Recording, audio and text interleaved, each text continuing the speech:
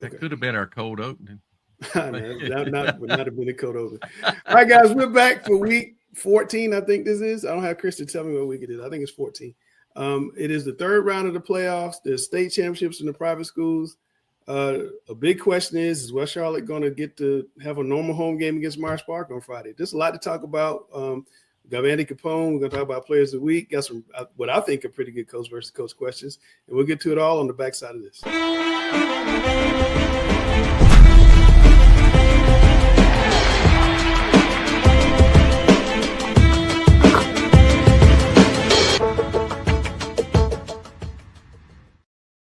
Dale and Gary. Yeah, yes. From now on, all you got to say is what round of the playoffs. What week number it is doesn't matter. Good point. All right, will CMS apply to the HPE policy, Dale, you think, to this Myers Park game on Friday? West Charlotte was the only team in CMS that was affected last week, had to play an hour early, and they have restrictions on fans again.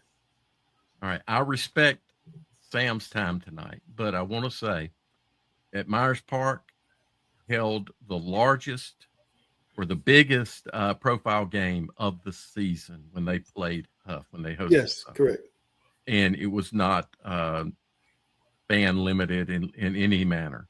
Right. One other thing, at Myers Park, I saw one of the worst situations I've ever witnessed at a high school football game several years ago against South Mecklenburg. Mm-hmm. And I don't think there were many consequences from that. But just to say, it's not just West Charlotte. So Friday night, West Charlotte had to push game back to 6 o'clock. Will that happen this week? You know, Langston, I hope not, but history is telling us that something's going to happen. Most likely they can't limit the ticket sales. This is an NCHSAA. Everything's NCHSAA sanctioned, but the playoffs are ran by the NCHSAA. So there are requirements you have to meet. A number of seats that you're required to be able to seat per your classification, mm-hmm. which means you've got to be able to sell that many tickets. And I guess there's not a requirement on time. CMS found a way to work around that, maybe because it was two CMS schools. But right. Langston, I'm worried they will. I hope they don't. Gary, I'm looking at these empty stands and Dale's highlights. I mean, what do you think is going to happen on Friday? Well, what I think is if they do it once, they'll do it twice. If they did it twice, they'll do it 3 times. It becomes a trend. I'm looking at the unintended consequences. I don't think they want to paint West Charlotte as a bad school, but they are. And I'm looking at in future seasons as far as the winter sports, the spring sports, when those teams need money that they may have been accustomed to getting last year, they're going to tell them it's not in the budget, because they didn't make the football revenue that they expected. So now that's going to affect maybe the basketball team if they want to travel or they make the playoffs. Maybe it's going to affect the track team, the baseball team, mm-hmm. whatever teams are dependent on football revenue are going to be affected later in the year because the athletic department is not going to have the money that they thought they might have. Yeah, no, that's a very real thing. I do want to move on. Interest of time, the State Association, Gary, put up and Jim put up their official dates. Gary, I know you have a concern. I want to go to Jim first on this. It looks to me, Jim, like the 8A and the 1A are going to be playing on Thursday the 11th because they get about a week before. Disagree, agree, and do you like the setup? I agree with you. I don't like the setup. I do understand that I believe the students will be out around that time. It might be the 10th is the last day of exams, but still I think it's just horrific logistics. Nobody wants to go to a game at 4 o'clock on a Thursday. Gary, your thoughts about parking issues in Chapel Hill, which are always around, but especially during the week around the time people get off work? Yeah. Even when we went to school back then, Langston, sometimes you couldn't park at the dorm you lived at. I couldn't get my degree because I had a huge amount of parking tickets I had to pay first. Yeah. you know, I lived in one dorm and had to park a block away from that dorm, and things like, and parking has gotten worse since we were students there, because those parking lots where we did park now have dorms on them. That's correct. You know, so it's tough parking on the campus. The only time it's easy parking on campus is on a Saturday. You know, when most of the employees that work at the university are not there, or on a Sunday. And, you know, Thursday or Friday afternoon, the campus is full of students as well as employees. So parking logistics are going to be tough for people coming into town that are not familiar with the campus. Now, is this one of those things you like to talk about, your favorite 2 words, unintended consequences of going to 8A? Consequences. You know, I know they want to show off the university, but you don't want to show how bad the parking is at the university. You know, maybe they make the employees park at a satellite lot and then they run a bus, you know, with the employees on it. But parking at the University of North Carolina, our home school, is not very good. Langston, we did, you know, when we used to split, we had 4A and 4AA, etc. We didn't play on Thursdays. No, we did not. Played on Friday and Saturday. That's correct. But they would have needed another site probably to do that. And because they're not allowed to work with sponsors anymore because of the politicians and the changes, this kind of puts them in a box. I mean, so that's another, you know, unintended consequence. Here's one thing, you know, if there's not a lot of students on campus, as Jim mentioned, they may be finished with exams. They may give employees the option of working from home. Or early dismissal. But if they don't do that, that parking at 4 o'clock. Well, people don't go to football games at the start time. They go to football games 3 hours. I'm going to go to Franklin Street. I'm going to go to, you know, whatever restaurant I've heard about. You know, I want to walk around. I want to see, you know, people get there early. That's one of the things that I think attracts people to going to a college campus for a state championship, because they may not have been before. So I want to move on, though. Myers Park has dealt with a lot in this past week. They had a student athlete, Parker South, pass away, unfortunately. The soccer team had to play 2 days later. They lost in the state semifinal game. It was very emotional. The football team won the next day against Chambers. And we heard from the particulars after that game. It was amazing. I haven't been here in this place my whole high school career, so it was amazing. You had 3 touchdowns tonight, a lot of success on the ground. What led to that success for you? Man, our O-line, man, they were blocking their asses off. And on the perimeter, even the wide receivers were blocking. So, yeah, that's what made that happen. Man, it was great. Really more so excited for our seniors. Excited for our team, but especially our seniors. It's been a long 4 years. A lot of ups and downs. Their sophomore year, they made the playoffs, and then their junior year, they didn't. Lost at home to Catholic their sophomore year here in a blowout. And you know, the goal this week was to try to find a way to go 1-0. Obviously, as everybody knows, it's been a tough week here in the community. But I think what you saw is why Myers Park is Myers Park. And everybody showed up here tonight in support of all these kids. And I mean, there's a lot of people hurting. And my hope is that, you know, this can give us a little joy, you know, for a little bit as we deal with the tragedy. But, I mean, I can't say enough about our kids. You know, my focus right now first is to get through this weekend. Like I said, very, very emotional for our community, our kids. I want to get through this weekend and check on them and make sure they're okay first and foremost. You know, as coaches, you know, we're going to get to the drawing board and see. But, I mean, West Charlotte returning state champs, athletic all over the field.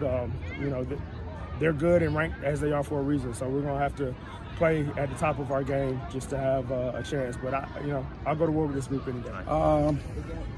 I wouldn't say I'm proud tonight because of what the score was. But overall, as a team this year, I'm proud of the guys, man. They bought into, you know, a system that they didn't know, bought into new coaching staff, first year head coaching myself, and to go to the playoff and, you know, win a game in the playoffs, you know, it was special. I always remember these guys. It was my first group as a head coach. To lose like we lost, you know, I'm not happy about that. I'm too competitive, but that's a hell of a football team over there. You know, I came from here. You know, I was over here for the past 2 seasons, so I know they're a hell of a football team. And I hate the losing. Don't get me wrong. I hate losing. I'm too competitive. But that was the better football team tonight for sure. All right. First of all, Dale, I want to get your thoughts about Chambers. Coach Munlin has done what I think is a pretty good job of getting them back on track and had a decent year, won a playoff game on the road week 1. Your thoughts about how Chambers did this year? I think I've said a number of times this year about how this is strange for me with the history of Vance and Chambers mostly being good. Mm-hmm. So it was kind of an odd experience for me, Langston, just noting where they're at. Mm-hmm. But, you got a new coach. He's got to bring in his culture. He's got to establish things.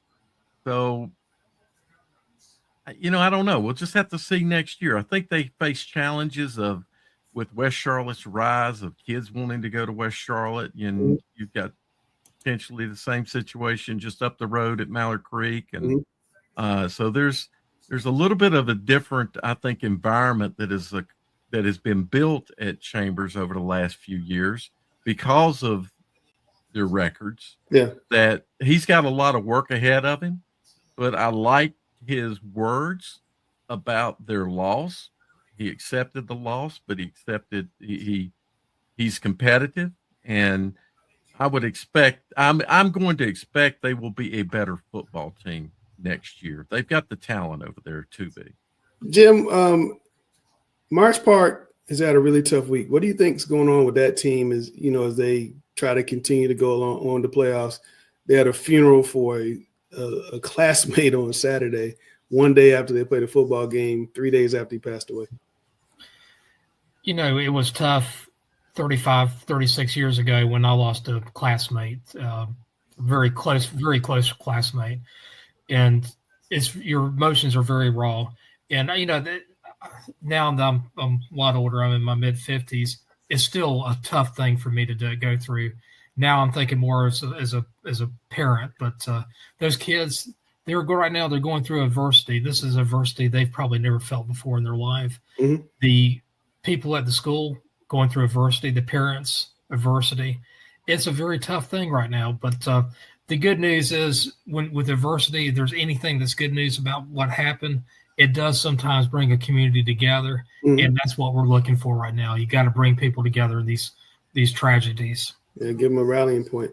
Over in Union County on Friday night, Sun Valley beat Olympic pretty handily, but at the end of the game, there's a little bit of a controversy. We'll get to that after we hear from the particulars. Yes, sir, absolutely. We're one of the best teams in the state. We know that. That's expected, man. Teams, superior teams, man, we should just run through like that, I expect it all week. We're a good team, and we dominated all night. And we really need that week to get healthy, get us prepared for this game. Went up there, scouted them on Friday, got a good look at them. We're preparing all 2 weeks now. Not really any worry. They were hot. They didn't play a very good team last week. We weren't too worried about it, but it was definitely good for us to rest. Yeah, we talked all week about getting off to a fast start. I thought the guys really did a good job with that. We just got to stop, hurting ourselves with stupid penalties. Really hard on the guys right now, especially this coming week of, take care of your business, do what you're supposed to do, have fun doing it, but we got to stop giving other people opportunities to get back in the game with stupid penalties. Yeah, first of all, really proud of those young men. Go 9-3 officially on the season and win a conference championship, man. Just super proud of those guys. Fought through a lot of adversity. Stuck together the entire season. We were very banged up tonight. Lost key players, throughout the season, and those guys still persevered. So I'm very proud of them. Ultimately, we didn't control a lot of scrimmage on either side. Hats off to Sun Valley, well coached, really good football team, tough football team that really controlled a lot of scrimmage. We're very efficient tonight. So we just, my guys played hard, but just could never get anything going. The incident at the end of the game. Yeah. Do you plan on any disciplinary measures against the players involved? Yeah, those guys will be held accountable. Nothing, it wasn't a fight or anything like that, but, still we got to do better control of our emotions, even though, a very emotional moment with the season coming to an end, but we got to do a better job of that, so we'll hold them accountable. What do you hope your guys who are coming back next year take from not just tonight, but the whole season?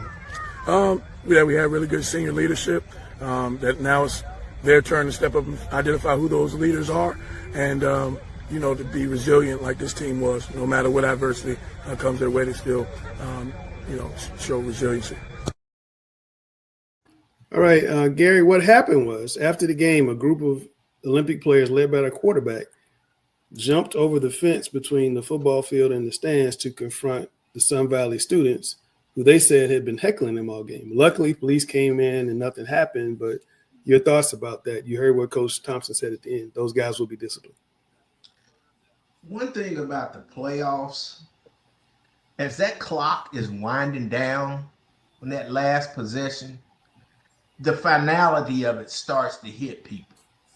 That, especially when you're on the losing side. The final, everybody in each class is going to lose except one team. Everybody finishes their season with a loss. And that's the hard thing about the playoffs, is it can only be one winner. And when that finality strikes, it's incumbent upon coaches to spread themselves out, and they can't have a pity party too. Right. They don't have time to have a pity party. You got to monitor the handshake line. You got to make sure that the team goes in the right direction. Usually teams meet in the end zone or at midfield somewhere. But as coaches, as a coaching staff, you have to prepare ahead of time for that. You can tell, I saw it in a game Friday night. It gets chippy. That last series, because the finality is striking. You got one group that's dejected and frustrated, and you got the other group that's ready to celebrate. I even saw it last night in the Johnson C. Smith championship game. Yeah, it got chippy at the end. Yeah, it got chippy at the end because the finality hits the losing team, and they don't want to see the other team celebrate at their expense. So do you call a timeout and tell your guys we're not going to do anything crazy? We're just going to let the clock run out and go on? If you see it's getting chippy, even last night in the Wake Forest Carolina game, Belichick calls a timeout when the other team is trying to let the clock run out. Belichick calls a timeout. Okay, I'm gonna give you something to call a timeout for, so Wake Forest scores a touchdown. And Belichick did not take a knee. Yeah, and then in the game, Belichick don't want to shake hands. Yeah. Well, you started it. Calling a timeout with 20-something seconds left. But what we don't want to see is a fight between football players and the student section, right, Jim? No, that's not what we want to see, right? The coaches have really got to monitor that handshake line. Yeah. And if they see a little chippiness in that last series, they gotta put themselves in a position so that they can prevent something like that from happening. I've been in many games. Yeah, I've been in many games, Jim, where there was no handshake line. The coaches meet and say, "This is just out of hand. We're not going to shake hands." You think that's a good way to do it? I think so. To be honest with you, I think if the emotions are running really high right now, what you want to do is you always want to encourage good sportsmanship. But when you see something like a car that's laying in the train tracks or the train coming in, sometimes it's best just to do something else, safeguard those moments. So I have no problems with that. Well, hopefully we won't have any more incidents like that for the rest of the playoffs. But we did talk about the best players of the week from last week. There's a whole show on SharpObserver.com. You can see those guys interviewed, see their highlights. You can see them on the screen. The one that jumped out at me was Jamal Rule at Charlotte Christian Dale. They went up to Rabun Gap, which is a hard place to win. It's like a 4-hour bus ride. He goes for almost 200 yards rushing, over 100 yards passing. And if you watch the video, he's busting out all these long touchdown runs. And he seems like a really nice guy off the field, Dale, but on the field, he's a monster. He's a beast, a true statement. On our OT show last week, I didn't see this as an automatic Rabun Gap win. You did not. You called it. Yeah, you said that. Yeah, no. Christian's a good football team. Are they Providence Day good? Well, Rule seems to think so. Well, they were hurt earlier in the year. Now they're healthy. Yeah, exactly. So he put a little bit of locker room. You got to go watch the show. Go watch that player. Exactly. Yeah. Watch that interview. But that kid is, one maybe one word to use for him is determined. Yeah. And I think he's determined on the field. You can see that. Yeah. We could see that before the interview. He was determined. So yeah, because he didn't have any voice, and all of a sudden he had voice. He's ready to talk. All right, well, look, guys, great stuff, guys. We'll be back after the break. We're going to put Jim and Dale to work, talk about the high school football playoffs, give you the best breakdown in North Carolina. I'm going to try to replace the number one voice of high school football, Chris Hughes, who's been traveling. So we'll see if I can do that when we come back. Hey, this is Chris Hughes, host of the Observer's Talking Preps. Proud to say that our show is growing and growing and growing, and we've got a brand new schedule. Mondays at 8 p.m., get our players of the week. No more waiting. Then on Tuesday, 8 p.m., catch me and Sam and all the guys of the number one show in high school football in North Carolina, Talking Preps. Wednesdays, 8:30, Dale Ross and Jim West will host Talking Preps OT Live, talking about statewide issues, trends, and interacting with viewers. And don't miss our post-game show Fridays at 11 p.m. where we wrap up all of the night's actions. At Talking Preps, we've got you covered all week. All right, guys, we're back. I am not Chris Hughes. Luckily, I have Jim West to help me. We're going to talk about these playoff games coming up. Jim, one game Friday night. Is there one game that stood out to you on Friday in this bracket? Be honest with you, no, all of them are pretty much blowouts. The only thing I'd say that stands out, having to go from Lake Waccamaw, East Columbus, all the way to, I guess that's Danbury over North Stokes near Virginia. That's a long drive. Yeah, absolutely. Well, the 1A schools have it the hardest. Tell me about in the East on Friday. What do you see? Beargrass Charter and Northside. I see Northside winning fairly handily. I think that second game, Wilson Prep Kip Pride, is going to be a different story. I think that could go either way. Is the winner of that coming out? You know what? I think Northside, Wilson Prep, and Kip Pride, all three of those teams are pretty evenly matched. Okay. Tell me about the East. On the West, rather. East Columbus, Robbinsville, Thomas Jefferson, South Davidson. East Columbus couple teams under 500 in the third round. Exactly. And East Columbus will even have a further drive from the coast to Robbinsville. You don't get much farther than that. Robbinsville will win in a pretty handily. And that South Davidson Thomas Jefferson game, that could actually be pretty good. I'll say that's going to be a one-score game either way. Okay. In the 2A, one game Friday night stuck out to you, or two games? Anything stick out in the 2A class? Mount Island Charter beating Allegheny. That surprised me. I know Mountain Island Charter has the talent. Allegheny this year has not had a slip up at all. Mountain Island Charter maybe not quite as consistent, but they won, and they won with defense last Friday. Yeah, and then let's flip over to this week's games in the East. What do you see here? Looking at the records, it looks like we might have four, pretty easy wins for home teams, but I can be wrong. I think that Holmes North Duplin game is going to be the one to watch. I think Holmes can win that game. North Duplin is a power running team, but that one's going to be pretty even. Okay, and Dale, I see your friends from Corvian are making a run up on the western side. Yeah, I think they're going to make a run all the way, but this week, no problem with no problem. Is it Corvian Tarboro rematch you calling for, Dale? Well, I think so. Okay, but I think there's a Murphy team that there's a few teams that could give roadblocks. Community School of Davidson maybe being the biggest one, but yeah.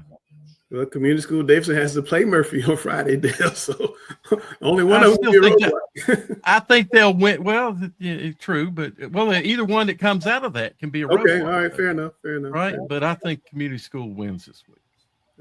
Okay, all right. 3A, Jim, on Friday night, Lincolnton Mountain Heritage, that could have a lot of points in it. Oh, I agree. I think that's going to be a really good game. That game's going to be over in Yancey County, so that's going to be a cold game, or has the potential of being cold. It actually may, from looking at the weather forecast, it might not be quite as cold as I'd imagine, but that home field advantage does become a little bit stronger this time of year. I like Mountain Heritage in that game. All right, Shelby, Mount Airy, Walkertown. It should be Walkertown, not Walkerstown. At Eastern Randolph. Any thoughts on that game? West Davidson, North Stanley. I actually have two teams on the road that I think will win. I think Shelby beat Mount Airy, and I think Walkertown will beat Eastern Randolph. I'll give my boys in blue, the Comets, North Stanley, a slight edge over West Davidson. And tell me about the East. James Keenan, Martin County, those two teams are rolling right now. But the team that I'm really impressed with is Kinston. Last week they beat number 3 seed Midway by 3 touchdowns, and Kinston is a team that last week for one of the last weeks of the season they held Tarboro to like a 42-35 win. Kinston's getting hot at the right time, so keep an eye on that. That Pender Northeastern game, that's going to be a really good one. Surprise a lot of people. I'm picking Pender to win that one. Tell our most of our viewers come from the Raleigh and Charlotte areas. How do you say that team Kinston's playing against? Tell them how to pronounce that name. Pasquotank. Pasquotank. All right. Yeah. So there, you go down there. People say Perquimans. No, it's Perquimans. They say Bertie. No, it's Bertie. I did know Bertie. I didn't know that. Yeah, it's all good though. All good. All right. 4A, Burns, Brevard, Maiden, Newton, Conover, Mount Pleasant, Pisgah, Stuart Kramer, Highbrighton. Best game of those four. Any upsets you see? I think the best one is Stuart Kramer and Highbrighton, to be honest with you. I think that's going to be a really good one. Although I'll say this, that Maiden, Newton, Conover, those two teams played the very end of the season, and that game went into overtime. So, two traditional powers. Dale, you see anything in the West that you like? I see some good football games. I think it'll be interesting to see what Stuart Kramer can do with Highbrighton, who's a really good football team. But then Stuart Kramer showed us something Friday night that I didn't think they did. I think they showed everybody. So, yeah. In the East, Jim, I see some. I think I'll be taking home teams everywhere. Maybe in that bottom game, but I think so too. I don't see any the way teams come within 2 touchdowns of the home teams in the East. Boy, these new playoffs just bringing a whole lot of predictable blowouts. 5A, Jim. Let's start in the East this time. Havelock at Croatan. Any chance for Havelock to get a W? And then tell me about the other 3 games. Oh, big time. Havelock and Croatan played earlier on in this season, and that was, I think it was a 6-point win by Croatan. Right now, Havelock is playing their best game. They've won like 6 games in a row. Don't be surprised if Havelock wins that game. Northeast Guilford, I like them against Rocky Mount. Northside St. Paul's, that's going to be a good game. I'm going to go with Northsides. And that Southern Nash Hunt, that's an 8 versus a 1. That game could go either way. Those 2 teams played earlier on in the season, I believe, and Hunt won. So I expect some pretty good football in the East. And then Dale, in the West, that is a monster game up at the top, East Lincoln and Crest. Those are possibly the 2 best teams in 5A. Period. Period. I'm there. I said possibly because, you got Hickory, you got South Point, you got maybe J.M. Robinson that can, sneak up there. But if I could go to a game, that East Lincoln Crest game I'd like to go to.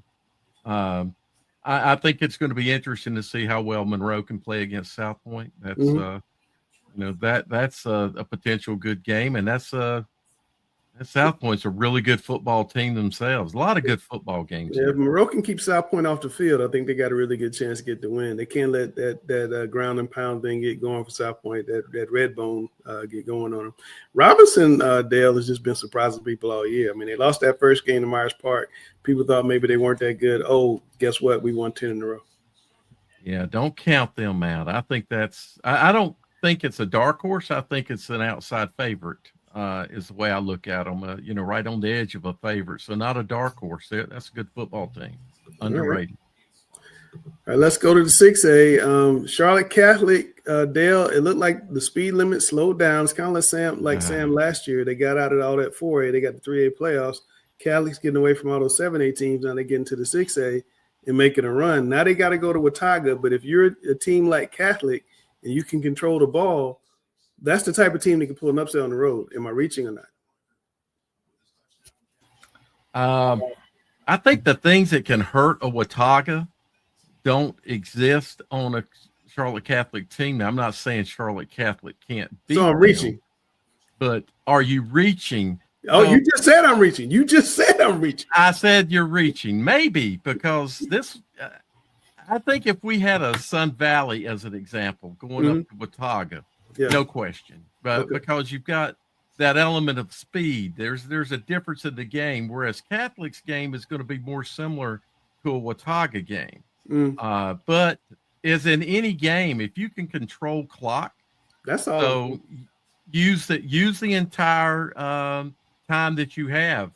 Snap within 5 seconds of every play down, and shorten the game, shorten the time that teams can have possession. Then yes, but in the end, you can do that on offense. But if your defense can't stop the other team, then you got a problem. So I don't know. Ashbrook really struggled last week. We were thinking they were kind of a team that might make a real run at coming out of the. They didn't struggle.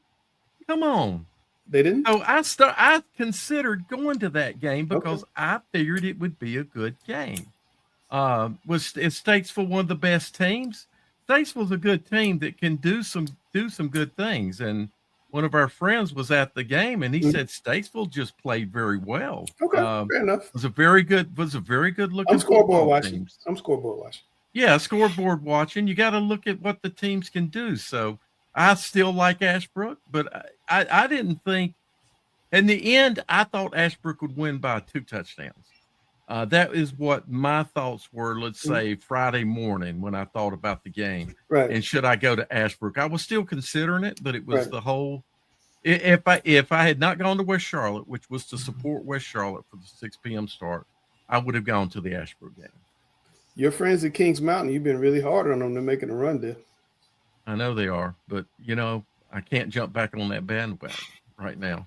I've been on that bandwagon for years. That's 70 to nothing lost you. Is that what lost you? No, they lost me before that because Langston, I was tired of getting behind them and then seeing them fail in the playoffs every season, failing in the playoffs in games they shouldn't fail in. So, what? Good 8-4. I still like them, but I'm not. I don't think they're. I don't know. I think that Ashbrook's got a better shot. Sun Valley and Ashbrook are my 2 favorites in the West. I like Sun Valley over Freedom too. I agree. I mean, Sun Valley looked really good against Olympic on Friday, and that quarterback Noah Lomberg is a really, really good player. Jim, number one power rated team in 6A is Sun Valley. Just to let you know, another one of those teams in one of those split conferences playing down the speed limit, slowing down. Jim, Scotland County, Jacksonville's. You think Scotland can go down and pull an upset? Yes, I think that game is going to be fairly close. I think Jacksonville is probably, I'm going to say, a 4 to 6 point favorite, but that Scotland can definitely win that game. And just to let you know, in the West, I probably will be at that Kings Mountain at Northern Guilford game. That's about an hour away from my house. So what about 70 Fierce at Northern Nash? We got to work on our spelling it. The fiercest team in the playoffs. That game could go into multiple overtimes. Those two teams are so close to each other. Yeah. Right now I have them just fractions apart. I'm giving Northern Nash the advantage being a home team, but should be a great game. And those bottom 2. You know what? Union Pines, that's my team in the East right now.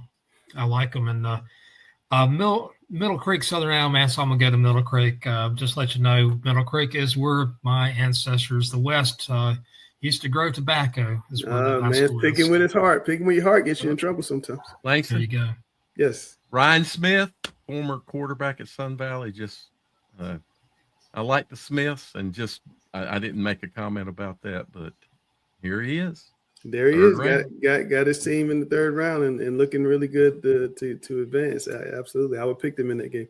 All right, so we're going to come back with the guys. We're going to break down as Grice used to call it the big boy playoffs with the 7A, 8A, and the private schools. We'll be right back after this message.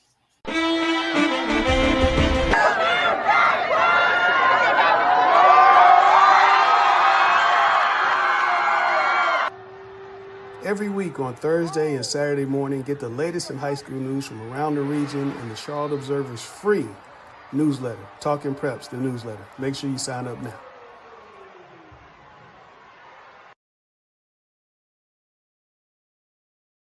All right, guys, it's time to talk about the fight clubs, plural, I'll say. Let's start out with the private schools. Sam, well, actually, before I come to that game, Asheville School of High Point Christian. High Point Christians play really well all year long. They got a chance to finish it off at home. I think they'll do it. I don't, as Dale always likes to say, I think it's probably 1 or 2 touchdowns. I think they'll get it done. High Point Christian has been rolling throughout the playoffs. See, last week they won 56-0. I think they're going to handle D2. But Sam, the rematch, Charlotte Christian at Providence Day. We had Jamal Rule on the Player of the Week show. Make sure you guys go check that out on charlotteobserver.com. He talked about how they got to see us. We weren't healthy round one. We won them. And it was the same thing with Raven Gap last week. They were not healthy the first time, healthy now. Do they have a puncher's chance to go beat Providence Day on Friday? A puncher's chance? No.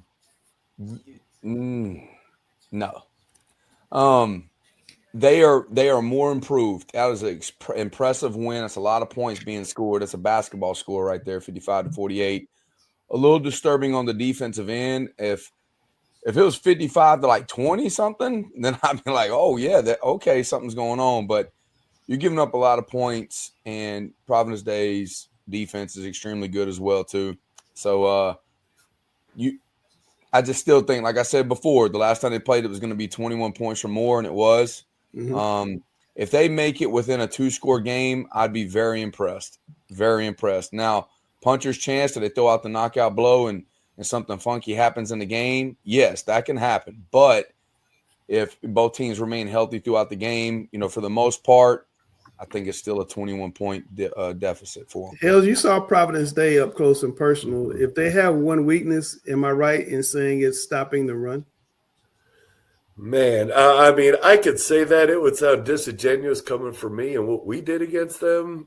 But no, I think the thing to me is the way Christian does run it. Like, not so much saying that as a knock against Providence Day's run defense, but with Jamal and like the way they're able to block for him, like that keeps you in a game. Like, and that's the thing. Like, you're asking puncher's chance. Absolutely, they have a puncher's chance because they've got a guy that looks like they can hand it to 85 times, not just like 25 times. Like that Joker's put together, but he's also got a chance to take it to the house too. And I mean, that's just the right formula. If they're going to pull an upset, that's the way it's got to happen. So, like, I don't know what the real answer is to your question, but that's what I think. I was just trying to point out that if, I was saying Christian they really do well. If Providence State has any weakness, it's stopping the run, and that's the strength of Christian is running the football. That's a good match. If Jamal has the game that he's supposed to have and wins this game, all right, and he goes for 200 yards or 180 yards. You make it a Mr. Football. You put him on the list. He'll get my vote. Wow. So how is not controlling the clock, shortening the game, which a good running game can do? That's I always believe that's my point. But the only problem with Jamal is he don't shorten the game because he takes it 80 yards. Well, I understand, but I'm just saying here, you can always extend your play time, to shorten the clock. Yeah, there are ways you can develop a puncher's chance. What are you going to do when you're doing your 14-0 right away and you start panicking? Sam, what happens now? I'm look at Gary nodding. Gary's like, yeah. I'm with you on that, Sam, but a puncher's chance, things also happen. These are high school kids. I said a puncher's chance. They got a puncher's chance. I'm just saying. No, you said they don't have a puncher's chance. They lose by 20. You said no puncher's chance. I think if they played 10 times, they'd lose 10 times. Okay, and that's not disrespectful. That's going to be on somebody's Instagram reel. Gary put it on. They don't have a chance, is what you're saying. And I'm saying this. They've improved. They beat Raven Gap there. That was impressive. That made me raise an eyebrow. And Jamal is a heck of a football player. Not just one of the best. Like, he's up for Player of the Year for a reason. But do you not think Providence Day knows that they got to stop the run too? They got great coaches and they got great players. All I'm saying is if they have a weakness, that is the weakness, and I think Charlotte Christian can exploit that. That's all I'm saying. I mean, it could be another game like it could be a 55-48 game again. It could be just like the first game, exactly. If they want to be known as Charlotte Christian and not the other school down the street, they got to win this game. That's right. Because they're the school down the street. And each time I've gone to this game, I've only been to like 4 of them, I think. But that's what they call them. They're like, you should go Friday. They're like, they don't even care about them. So They know that. So that's more motivation. Gary, put a ball on this for me. What do you think? Are we trying to sell tickets or are we trying to be honest? We don't have to try to sell tickets. You know how Those we are do. already sold. You know how we do, Gary. If we're trying to sell tickets, this argument is great. But if we're trying to be honest, if they gave up 48 to Raven Gap, I'm saying at least 2 or 3 more touchdowns in Raven Gap, and them not getting as many. Like Sam said, it's once they get down 14-0, you can't play catch up running the ball. They're gonna have to throw it to keep pace. It only takes one play. At that point, listen, at 14-0, you can hang in there with the run game. At 14-0, you make it 14-7. Sam, like when we played, like I said, like I took as much air out of the ball as possible. We're one play away from being tied at halftime. True. And I think Christian's probably much closer to Providence Day in talent than maybe we were to West Charlotte that night. So I think the opportunity is there. Do they have to play great? Yeah. Like it's like I told our kids last week. There's a path to victory. It's not a clean path. Like you got to go through some bushes and there's some holes in the ground, and like you got to be willing to get bloody and cut up and scratched up. There's a path there, but it's not. Do they have those kids to do that? I think they got one. one. They have D1 college kids. Yeah, they do. They got more than one. A D1 quarterback kid threw for 5 touchdowns last week. D1 does not make you have a certain personality, go through the briar patch and all that stuff like Hells is saying. Just saying that. And they beat a nationally ranked football team on the road. The team that's only lost at Raven Gap. I can't remember last time we lost at Raven Gap. Providence Day is the team he's talking about has to go through the bushes and all to get there. Gary said move on. I'm not. Gary said move on. Let's do that. Let's move on. All right. We're gonna move on. Let him go, Gary. 7A in the East, Jim. Tell me about the Eastern games in 7A. I'll tell you what, the interesting thing, I saw Hillside and Cardinal Gibbons might be playing on Thursday night. I saw something in the news about that. I don't know if that's true or not. I did see Hillside play last week. Their defense is really good. I think Cardinal Gibbons will handle that game. Clayton, I think they're going to be a solid favorite. That Cape Fear Gardner game should be pretty close. And the Southeast Raleigh Cleveland, I'm giving Cleveland probably a 10 to 14 point advantage. That Southeast Raleigh team, though, is a dangerous team. Who's coming out of the East, Jim? Who's going to come out of the East? Right now, I like Clayton. Our guy, Scott Chadwick. Going to a chip.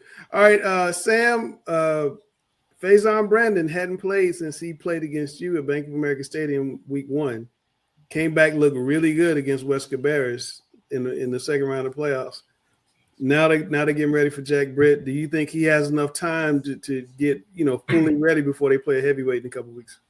100%, yes, and that's what they needed. I didn't think Grimsley would win the state championship if he didn't play. And we had that discussion. If you ask me now, I might reconsider who I would take to win the state championship. Oh, wow. I think that he is Cam Newton in high school. The kid, if he needs 3 yards, he can get 3 yards. He throws a pretty ball, but when the tough gets going and he's asked to make a play, he did it versus us, and we knew it was coming, and we had a hard time stopping it. And so was he better than you thought he was? He was exactly what is advertised. I thought our quarterback probably outplayed him in the game. But he did what he had to do to win the game. If we eliminated the penalties, I think we get the game, but obviously that's neither here or there. But he made the plays, and on that last play where he got hurt, scored a touchdown, it broke his hand, broke his wrist, something. But he's tough enough to make it happen. He doesn't have to use his arm, which he can do, but it's deadly to know that you have a great offensive line, a good running game, and then all of a sudden he brings another element to the running game that they didn't have, in my opinion. And when it gets cold, you need that. And I think that they know how to win football games. Grimsley knows how to do that late in the year. Gary, does Lake Norman, do they have a puncher's chance against Weddington? You want to move on to 7A. I'm going to put you on the spot. No, they do not. That's all you got to say? That's all we're getting tonight out of Gary. Moving on. All right, Hales, we got a lot of green and gold. One of those Hales itchy nose games. I love it. What do you see? This used to be the marquee game, Richmond County. Yeah. one of my favorite games ever that I had nothing to do with. There's two of them. My first time I ever went to a game at Memorial Stadium was the night that Joe Cox almost had his head separated from his body. Oh, yeah. On that hit by the kid. The guy ended up playing a long time in the league. He's a great pass rusher. And then another year when Richmond came up here, I think it was 2008, and beat Independence in the playoffs. Like, anytime like they had their hearts broken like that, to me, that was a great night. Like, I love seeing Independence get their heart broken like that. Well, they won 2018 that's when Indy won the state championship. They won the Joe Cox game. But what I'm saying is that was a long time ago. I mean, this is 15, 17, 18 years has passed. Yeah. You know, I think the world of DJ McFadden. I really hope the best for them. And again, with Independence being a conference team, like, I absolutely want to see Independence make that happen. But the thing is, like, we're at the point now, and I know we'll get to it later in the show, chalk's not going to happen all the way through. Like, this is the round. Somebody's getting knocked out that you don't expect to get knocked out. And just looking at those 8 games right there on the board, like, it's probably not coming from Britt Grimsley. So, like, your odds are getting smaller and smaller. Somebody's getting knocked out of this tournament that we think should still be playing on after Friday night. And this might be a round with Richmond coming up to Independence. You better be careful. Sam, I think they can score. I think they can score some points. I would be concerned. Richmond County is giving up a lot of points, and I think Independence is getting really hot right now. And they're playing good defense. They're getting their linebacker back probably this game. Yeah. That's been out a few games. I think the difference is the defense, and I would give the edge to Independence. Obviously, I chose them to possibly win the 7A state championship. That's before I knew the quarterback was coming back at Grimsley. But I'm not going to die off of it. I'm pulling for the guys that are in our conference. If Butler, the November Nightmares are there, I'd be pulling for them too. You pull for guys that you battle with. You respect them. You want everybody in your conference to be successful, to show that we have the best conference in the state. So I think it'll be a little bit too much. But I think it's the 4 corners. I don't think anybody at home's losing in the West. All right. That's going to be the closest game right there, I think. Which one? You're saying Richmond and Independence. So Richmond Independence. I mean, Reagan and Mooresville is going to be a battle too. Yeah, I was just about to say, you guys think Mooresville's going to handle Reagan? You think that'll be? I think Mooresville wins that game. But listen, go back to what you were saying with the Christian Providence Day game. Yeah. That Reagan run game, that could be a problem for Mooresville. I mean, they got the opportunity. They got the guys where they can line up and go right at you and say, we're running. Guess what? We're running the football. Like, stop us. Let's take a look at that private school Division III bracket. Wow. Look at this. What's called it? Can we, all right, I got a suggestion. Can we remove Hells while we bring the bracket up? Are they playing this week? But you see how that tight face gets bigger, Gary. You see how big that tight face Right, we're on like Times New Roman 24 font when we get to this. Right, these are the big dogs. These are the big dogs right here. Before we start, Dale caught something in West Charlotte on Friday. Really caught my eye. It's coming up in just a second. It just blew my mind, this highlight that he caught at West Charlotte, because it's something I never thought I'd see. Look at that. Told you I got it. Wow. That dang AI is some amazing stuff. All right, let's start in the East, Jim. Tell me about this unbeaten match between Jordan and Millbrook. I know you think Millbrook's going to win the whole thing, so tell me about this game. It's going to be about defense. Whoever has the best defense, and my money's on Millbrook. I think it's going to be a really good one there. I'm thinking something like maybe a 20-7 score. Roseville had a fight last week. Did that surprise you? And will they continue to win at Hoggett going down to Wilmington? Oh, you know what? Roseville hasn't had that really impressive win this whole season. They've beaten some marginal opponents by 50 points. Don't get me wrong, but they haven't beaten a really elite team. I've seen Hoggard play earlier on the season. I think Hoggard should win the game. Everything's going to have to go right for Roseville to win that game. Okay, let's tell me about West Forsyth and Huff, Jim. I'm Huff all the way. Gary, you going Huff all the way? I know you want to. All the way, 4 touchdowns. Wow. Yeah, I agree with Gary. Dale, 4 touchdowns. The West Forsyth people were chirping on social media, Dale. They were like, could be more. Well, the West Forsyth people were chirping on social media. They said they got some. I don't care. This is Huff we're talking about here. They can chirp. Chirping doesn't win ball games. It's also I picked West Forsyth to win last week. I just want to remind everybody of that now. Are you picking them to win this week? You did. No. Huff. Go ahead, Hales. What do you think about this game? West Forsyth and Huff. What do you think? Will West Forsyth score 14 points? Yeah, they'll score 14 points. There's no reason they won't score 14 points. You know, and again, when you get to this time of the year, it's who runs their stuff the best and who's able to disrupt the other team from running their best stuff. You know, how committed is West Forsyth going to be to what they do offensively, to what they do defensively? And here's the thing, Baker, I love you, Chachi. I mean, I think you're a great guy, like all that stuff. I fell for the Huff thing last year. Like last year, I was saying Huff all the way. Huff's going to win this state championship. It's November. Like, don't do this anymore. Like, you want to win your state championship, like, quit playing around, make it happen. You know, like, we've been here enough times. Enough of us have been fooled by it. Now it's time, and I think they know that. And I think this is the year that Huff, you know, at least they go break through this round, you know. But go ahead and say what you're gonna say. Don't worry about Sam sitting there. Say it. Say it with your chest. No, I got another week. That's like somebody asking me on Tuesday if I'm ready for the game. Like, no, I'm not ready for the game. I got 3 more practices to get through. Like, I'm talking about this week. I think Huff, like, you know, you're sick of hearing from guys like me, apparently, or I'm the brand new voice talking about this stuff, but you got to make it happen. And you know, make it happen this week. All right. Myers Park and West Charlottesville. Myers Park, one of the hotter teams in North Carolina. They got that big win at Weddington under their belt. They probably have something to play for with the Arkansas situation. Now they're going to play West Charlotte. I hope everybody can come to the game who wants to come to the game. But what do you see here? Does Myers Park have the right mix of ingredients to even, you know, score enough points to beat West Charlotte?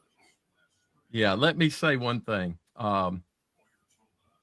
Huff has got to finish. That's one thing I've been saying all season about another school. You got to finish. So, Hales, you're right.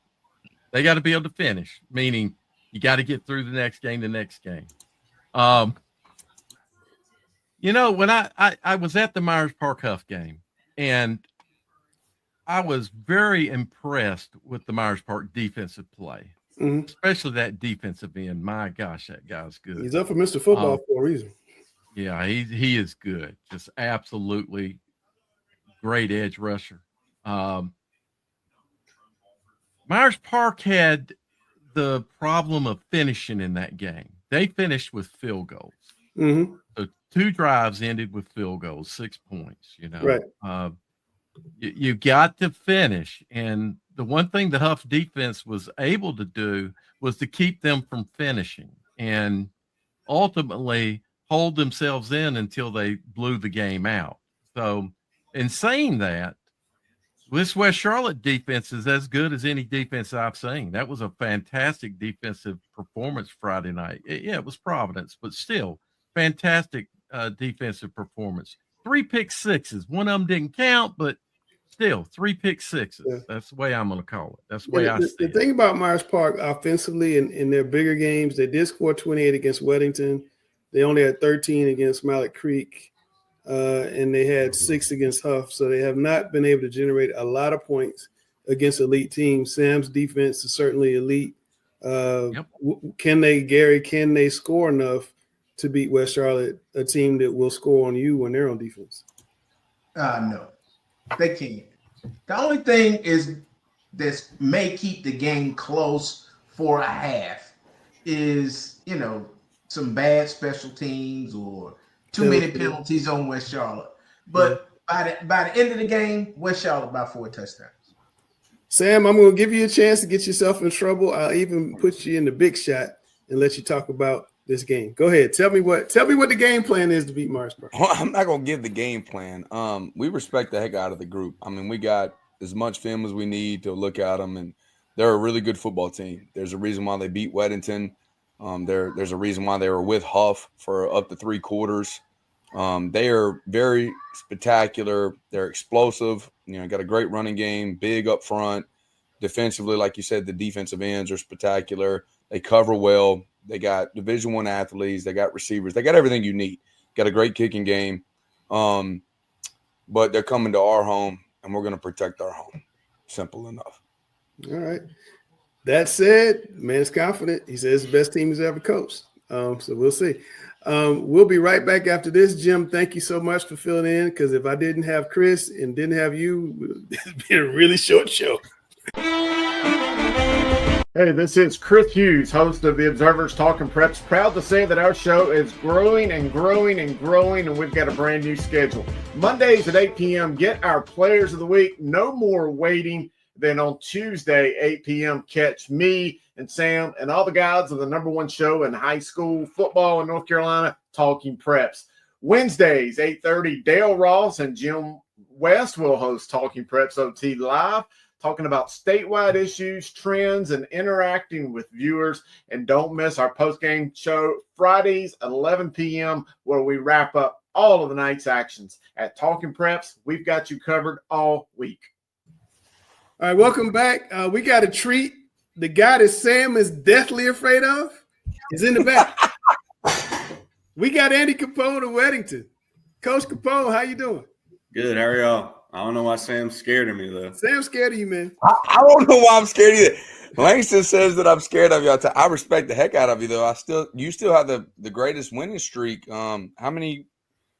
If you win this week, how many weeks would it, or how many years in a row would it be practicing on Thanksgiving Day? 12. 12 or 13. This will be 13 if you're able to do it, right? Yeah, and that's why Sam's scared of you. That's why he's scared of you. And he's glad you're not in the same class as him. He's glad he's 8A. I don't have to worry about Sam. Yeah, he's in 8A. I got last time. Hey, it's 7-on-7 bullcrap. But last time me and Capone got after it a little bit. We got after their tail. It was a 7-on-7 bullcrap, so it doesn't really matter. Well, can we break a little news before I get to the graphic? Can we get a Weddington West Charlotte 2-game series next year, Coach Capone? Can we get that? Bank of America. I like it. Yeah, Riley Fields. Can we get that? Can we get that? Hey, I'm in for it. You in for Let's do it. But we're on a 2-year contract, so we'd have to make some things. We make a move around. We can help. We can help make it work. Well, Sam, on Friday night, Mr. Capone won his 100th game in 8 years. Andy, 110. How do you do that? How do you go 110 in 8 years? And he's 28 years old. It's crazy. I'm not 28 anymore. It's great players. It's great staff and a great community. And we've just been fortunate to been able to play really good football. But helps when you have great kids and great coaches, and the continuity of. Sorry, the dog is in the back. You're right. Just the continuity of a staff. I haven't had to really hire a lot of staff, and kids coming in and playing Weddington type of football, and that's something that we pride ourselves on, and we're really really proud of the product that we put on the field, and if COVID didn't take that fall year away, it might have been a little bit better with Will's senior year that we didn't get. So But hey, I'm just thankful to be where I'm at, and the community and the players and really the staff. I'm impressed. I got 2 guys with 3 state championships on the show, with the other guy who doesn't have 3. But what do you think? What do you think about? Okay. What do you think about what? Sam, you my guy. What do you think about what Coach Capone's been able to do? Because you've had a similar run in your time with Butler. No, it's funny to me. And Coach and I were texting last weekend, and I kind of asked him, who they were playing, things like that. And he's like, yeah, I hate playing the same team twice. They went for beating them, Coach. Would you beat them the first time, 43 or 49-0? To beat them 63-0 the second time. 47, yeah, 47. How do you think? So it's like you worry about you're preparing yourself oh, what are these guys going to do different? But they're on the other side. And here's the thing, Andy, and Coach, I hope you never find this part out. But being on the other side of it, trying to be the team, how do we shave 49 points off of what happened last time? And it's just, man, it's just such a tribute to you and you guys that you just keep setting the bar higher. It's almost like who we're playing doesn't matter. It's about how good can we become. Yeah, I appreciate it. I've been on the other side as an assistant. We lost to Catholic 42-0 in the regular season, and we got them getting in the 3rd round. Coach Carson's last year, and I was offense coordinator. I swore we had the plan to beat them, and then I look up and it's 42-0 in the 3rd quarter, running clock. So, I've been there when I was 20, 25, but yeah, I mean, the worry we had was just 2 weeks off. Our bye week in the regular season was the last week of the regular season, and then our first round bye. So keeping kids that are 15 and 18-year-old locked in and focused was a concern. And to their credit, they had a great 2 weeks of bye week practice, and we felt like we did a good job as a staff of having a plan each day. And then we saw that it was Marvin again, and we got back to work on them, and they were just ready to go. I think this group has really kind of proven their leadership and their mentality as seniors, and even kids that are underclassmen are, they're hungry, they're eager to get back to, an opportunity to compete and hopefully play for a state title. And, they've been focused for the last 3 weeks, and they came out fast, and, they're playing really good football right now. Andy, you shut out 3 teams in a row in 4 of your last 5 or something like that. We talk a lot about the Millbrook defense and the West Charlotte defense and the Huff defense. Do you feel like you guys kind of get left out of the elite team conversation, elite defense conversation? I mean, they can keep leaving us out. We got to prove it. So, hey, we know who we are. Our defense is really good. Everybody knows the Twins, and TJ, but, Miles Funderbrook is playing really good football as a D lineman. Ace Clements, the junior corner, is one of the most underrated corners in the state, in my opinion. His dad, Nate, played, in the NFL, was a first-round pick. We had 2 senior safeties that are playing really well, Brennan Shower, Aiden Mannion, and, we got a lot of players. So, I think they're very good. I see it every day trying to go against it, and it helps us. And, you add KD in there, at corner and moving him around to some nickel. And, I feel like we're hitting our stride defensively and giving offense the short fields when we need them. And we're having a lot of fun doing it. As you look at this field in the 7A West, what do you think about, your matchup this week and just the other teams that are still alive? Britton, Grimsley, and Richmond, and Indy, and Reagan, and Mooresville, in addition to your game with Lake Norman.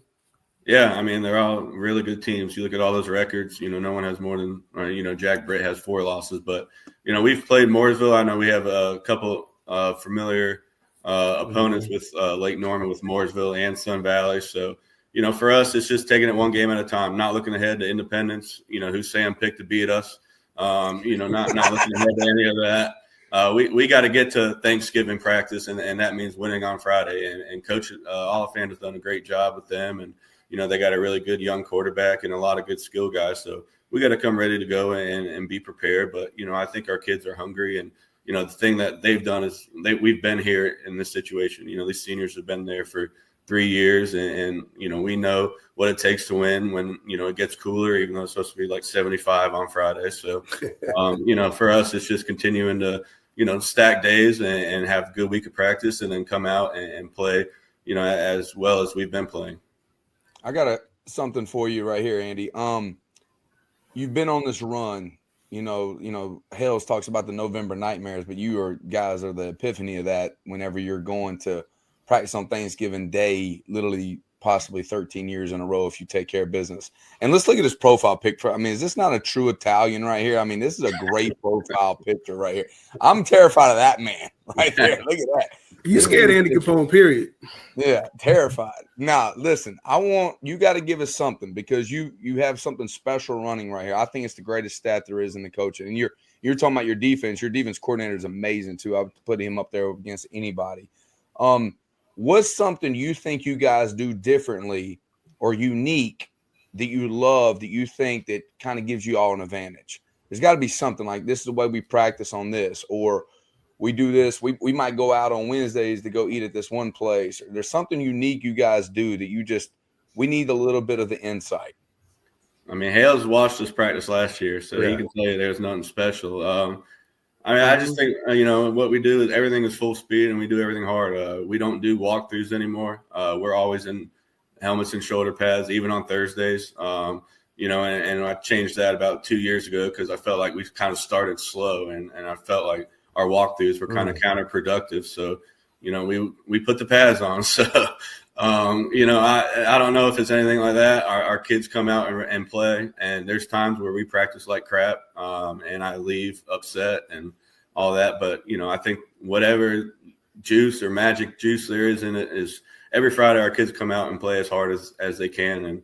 And I think the compliment that we got 2 years ago was that your kids play harder than most teams. And I think that's something that, they can hang their hats on. But there's no secret sauce. We lift hard. We watch film hard. We practice hard. And, on Fridays they play extremely hard. And I would like to comment, like the one thing that I see from afar. Sorry. Oh, go ahead, Hales. My bad. He has more state titles than you. He gets to answer the question. Go ahead. No doubt. This from afar, though, I think Weddington has a unique school where every sport is good. And I think the camaraderie of the student body supports one another. And I think there's something about that helps volleyball, helps football, helps basketball, helps baseball. Like there's like a certain crowd that they all support one another. And you can't say that about every school. There might be football and basketball is good or baseball and soccer is good, but like they have collectively, their whole school is very successful. Yeah.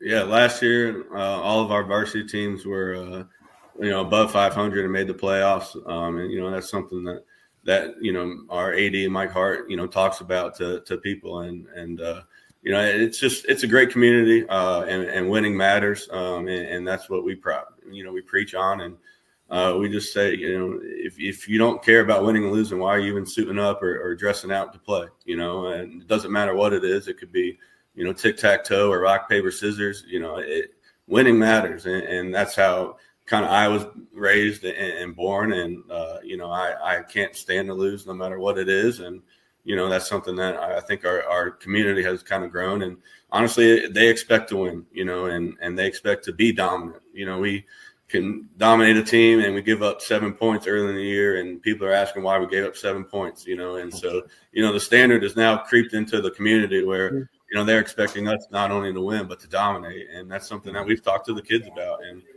now it's winning isn't good enough. Now you have to be dominant and get to, where we're supposed to be, all the time. Hales. So, I'm sure you've had this question by now, and if you haven't, I'm glad I'm the first one to get to ask you. 3 state championship teams, a team that's playing, right now as well as it is. What's the best team that you ever had? Yeah. And where does this team stack? I mean, I know the kids ask you. The kids have to ask. I know the best way to the team, but go ahead. I get a bunch of crap. 23 was really good. But 19 was different. And you had, obviously Will as a junior. Alec Mock had a tryout for the Broncos last year after playing at the Air Force, and now he's doing his Air Force. Serving that for 5 years. Malik Mustafa as a senior, he just had an interception for the 49ers today, and multiple other guys. I think 19 was probably that 19 was unbelievable, but 23 was really good. Really good. We had 2 losses and kind of, it was Hale's got us on that one, in 23, and then we slipped up at Marvin, last game of the year. But I think both of them, it'd be a fun game to watch, and this group has a chance to be, defensively, I think we're right there. Offensively, I don't think many people talk about us. We don't have the big name quarterback, but Walker's played unbelievable. He's got, 18 touchdowns, 5 interceptions, just under 1,700 yards. And, we got 2 kids with 19 touchdowns receiving combined with Johnny and Kelson, and close to 50 catches each. And, we were able to spread the ball around a lot and do a lot of different things. So, this group's not there yet because, we got to win the whole thing. But, I think 19, I would still give them, the edge, and TJ and all of them are going to give me crap about that because they were part of that.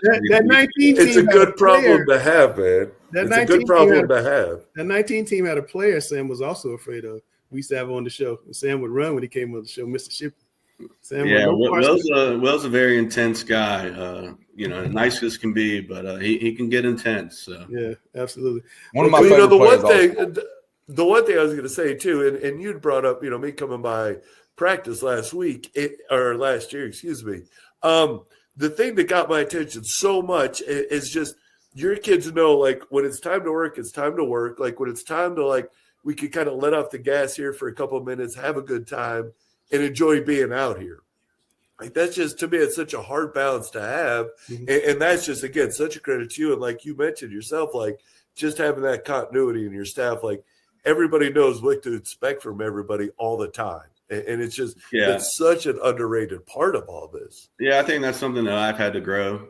Also, you know, as a young coach, I felt like I had to just be strict and everything's got to be perfect and all that. And I still coach them hard and I still get on them and all that. But I also can, you know, sit with them and talk with them about stuff and all that. And, you know, you either are, you know, get listened to because you're respected or feared. And I would rather be more respected than feared, although sometimes I might be a little feared. But, hey, it is what it is. But our kids know, you know, we're out there for 2 hours or whatever, and we're probably a little less right now just with us being so late in the year. You know, it's time to get to work, and they'll get their breaks and they'll get their time. And I let them play music as long as it's, you know, something that I'm willing to listen to that day. And, you know, as long as they get – Oh, it was a great playlist. Yeah, as long as they get their work in, you know, and then we'll go home on time, you know, and that's something that we want to make sure they enjoy coming to practice, you know, and there's so much preparation for football with little amount of games. And that's, I think, the biggest difference in any other sport is, you know, you got to prepare way more than you get to go out there and play the game. So, you know, preparation is so important and making sure every, you know, T is crossed and I is dotted before we get out there on Friday is huge for us. Well, all that preparation has worked out really well for you. You can see right there on the screen, folks, 110 in 8 years, 3 state titles, 6 semifinal appearances. Coach Capone, you're killing it. Good luck on Friday night. And hopefully we'll get you back state championship week. We're interviewing all the coaches in state championship. Yeah, hopefully me and Sam are at that press conference together, right? As long as Sam don't wear that white suit, it's all good with me. I would love that, brother. I'd love that. Hey, if we get there and you get there, Sam, I'll buy a white suit just for that. Oh, would you? Let's do it. My gosh. I'm down. Let's do If you're saying, but hey, if we get there, you're on the record. You're on the record. We got you. On the record. It's worth it. Even though Sam did take Independence. You did do that. All right, Coach. Thanks for coming on, man. Appreciate you guys. Thanks Coach. Good luck, man. Everybody watching, Sam. They all watch what you got to say. I love it. I love it. I love it. We'll be right back after this break. I gotta go laugh in the back. Hi, I'm Scott Fowler, sports columnist at the Charlotte Observer. I have been here 31 years, but you know what I never have had before here? A newsletter. I've got one now. It's free. I'd love you to sign up for it and get my take. Every single time I have a column, you'll see it first. Panthers, Hornets, college sports, high school sports, whatever controversies going on. Sign up for my free newsletter, and you will be able to get my column every single time earlier than anyone else. All right, guys, we're back on Talking Preps. It's time for the best part of the show. I am not Chris Hughes. I'm going to do my best Chris Hughes impersonation. So it's time to lock the doors, gentlemen. Welcome to another edition of Thunderdome.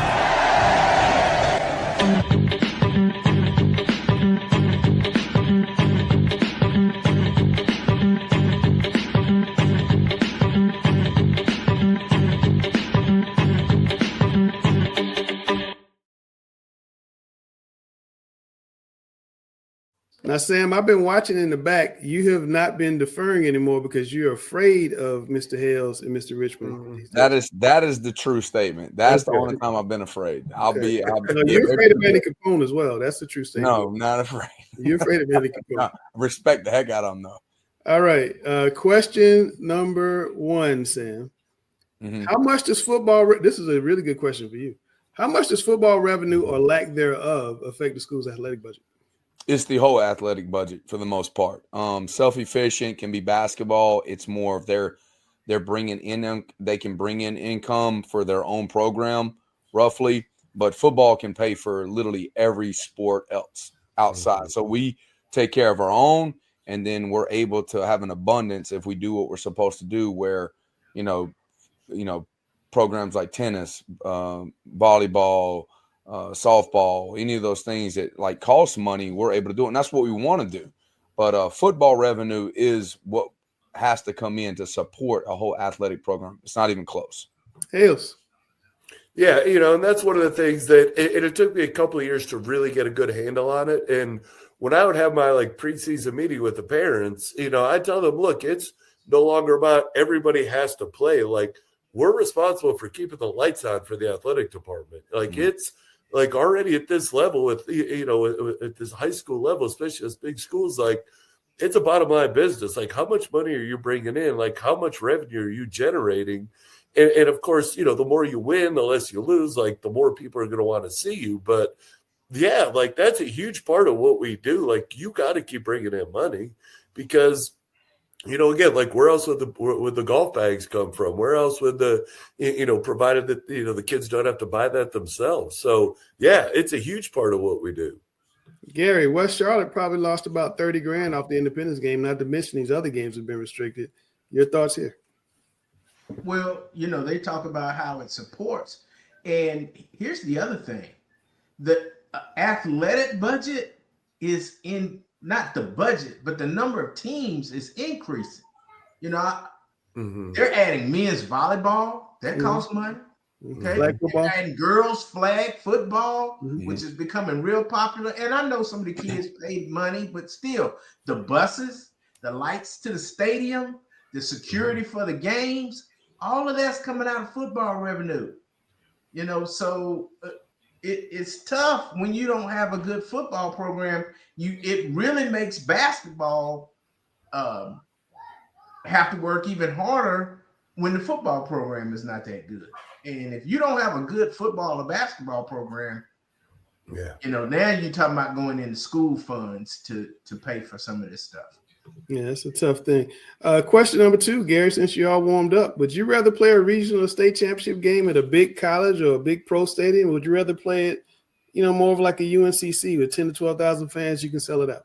I think a 10 to 12,000 seat facility is better as far as atmosphere. Now, I know these kids would love to be able to say, I played in this stadium, especially those that won't go on to the next level. It's something they'll remember the rest of their life. But as far as game atmosphere, I think 10 to 12,000 seat facility is enough. Hales. Yeah, when I first saw this question, my first thought was, no, it's the 10 to 12,000 seat facility, because I've had the opportunity to play, to coach in Kenan Stadium. I had an opportunity to play in Williams-Brice, when I was at college. It's like I've kind of been there and seen that. But I think for these kids who've never had the opportunity to step foot, on a field like, up at NC State, up at Wake Forest, I think that's a really cool thing. I think that's a great reward. I do think that there is a lot more atmosphere, if you're going to play at that smaller venue. So I hate to be that kind of wishy-washy kind of guy, but yeah, you're being wishy-washy. I know, and I hate to say it, so I'm going to pick one. Give me the 10 to 12,000 seat. Let me hear a loud crowd. Let me have the hair on the back of my neck stand up. Yeah. Let me have that environment. True story, Sam, before you go. In 2012, Hales had one of the 5 best high school football teams I've ever seen. I went to get something to eat. Like in the press box, you can walk over and get food. It was 0-0 when I walked over. It was 21-0 when I came back. True story. It was the biggest, most lopsided state championship game I've ever seen. What was the final score? 55-10? I don't even remember. So the final is 56-28. It was insane. But we played Jack Britt. You played your middle school guys in the fourth quarter. We played our young guys. Clifton Duck was a freshman on that team. He ended up with a 65-yard interception return, and they had played Garner, I think, the week before in the state semifinals, where Garner threw it 4 times. We threw 3 double passes in that game. Yeah. It was just going into it is man, I don't want to be that guy, but I have a pretty good feeling how this one's going to go this week. All right, Sam, you played at Winston-Salem for a state championship game. You played at NC State for a state championship game. Wake Forest, and not Winston-Salem, but Wake Forest. Well, that's what I mean. Wake Forest. That's what I mean. Okay, yeah. Wake Forest is in Winston-Salem. I enjoy the settings because it's a beautiful atmosphere when you're walking in. Kids wanting to get to play in that big stadium, they might not get a chance to play at that Division I level. Yeah. But give me the Lenore Ryans, give me UNCC, give me the intimate setting where I can feel the hair crawling up my back. I want that, and I think the kids play harder in that. I think our crowd was pretty spectacular last year at the championship, but the problem you run into is you're going to get someone from the East and the West. A lot of times there's not these big rivalries, and it's hard to pack that big stadium, in my opinion. So I don't know. I like the more intimate. Let me say this. if there are two teams that are state championship level players, the teams are state championship level, then that team has probably been to those stadiums during the summer in 707. It's not a surprise to them. When you reach that level, your kid's been playing football all summer. Right. And if they've been playing football all summer, they've been to a big stadium, because they've gone to camps, they've gone to 707 things. So they've experienced it.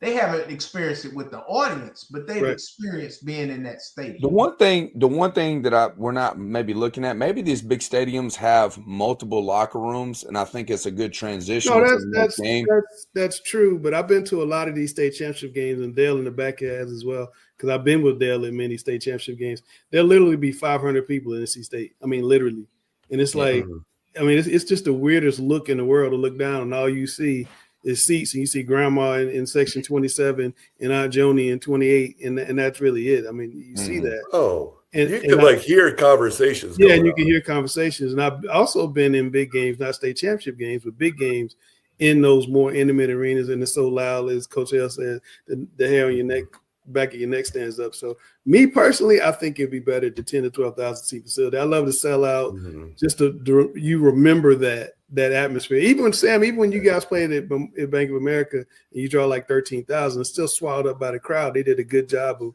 blacking out the top. But if you had played that game, say at District 3 Stadium in Rock Hill, and there's just nowhere to move, or Memorial Stadium, there's nowhere to move. I just think that's something that you remember. I don't know. But Hales, you got the last question here, sir. We've seen these playoffs for a couple of weeks now. If I gave you ultimate power and made you odds behind the curtain, not in front, how would you tweak this? How would you tweak it? I would take a round off of it, and I think that's just right from the get-go. Because number one, I think for these teams that are going to play in the state championship game, like they're playing 16 games in a season. That's too many games for a high school kid. Sam, I think 8A, you guys play 12 games total to get to the state championship. So you like our format? You like our format? You think? Kind of, sort of. I do. I do think there's one too many rounds. Sam has two fewer rounds than everybody else. Well, I know that's why the font's so big when you get to the bracket. But I thought that B3 title. That may have cost, and that may have cost us a playoff win this year. Like if you didn't have that first shot, like if we would have opened up with Mooresville, but when you look at the scores, especially when you're opposed, I was looking at it, there's not any close games, and I understand early rounds, you're going to have a 116 matchup, a 215, using the NCAA, the old NCAA basketball tournament bracket. You're going to have those, but there's too many of them, and that's why I said this round we're going to get to now is finally probably going to be the round where somebody gets knocked out that you don't expect. First round, no, that's not happening. Second round, most likely not. So, do we need that first round necessarily? Gary, I'll make you odds. You have power. What would you do? I'd go back to automatic bids as far as the first place team in every conference, they get a bid. The second place team in every conference, they get a bid. And then everything else is wild card based on strength of schedule. And then I think you get more competition. Now, like Brian said, I'd knock a round off of that too. And I think you would have, fewer teams if you go to top two in every conference. And then, say, 4 to 6 wild card teams. That's it. You don't need the state messed up when they went to 8 classifications. We wouldn't have this problem. That's what schools asked for 8 classifications. Yeah, I know they went to 8 because everybody wants a participation trophy. And that's what it is. I like the 8. Participation trophy. Well, but isn't the reason we expanded to, and I know this is an entirely different conversation, is because when you try to put it into 6, there's no room for growth. For as they're continuing to build more schools and more schools and more schools, eventually 8A will be the right number.